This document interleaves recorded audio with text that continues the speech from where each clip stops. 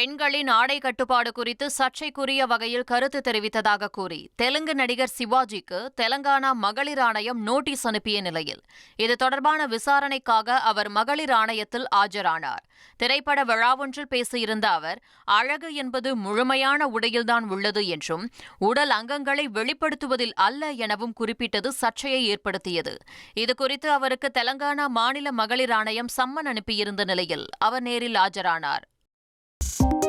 2.66 கோடிக்கும் அதிகமான மக்களின் உள்ளங்களை வென்ற தந்தி டிவியின் டிஜிட்டல் தளங்கள், 1.25 கோடி யூடியூப் சப்ஸ்கிரைபர்ஸ், 47 லட்சம் ஃபேஸ்புக் ஃபாலோவர்ஸ், 25 லட்சம் இன்ஸ்டாகிராம் ஃபாலோவர்ஸ், 23 லட்சம் எக்ஸ் ஃபாலோவர்ஸ், 11 லட்சம் தந்தி ஆப் டவுன்லோட்ஸ், 35 லட்சம் website monthly active users.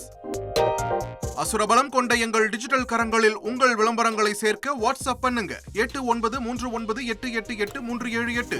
Email advt@dttv.in.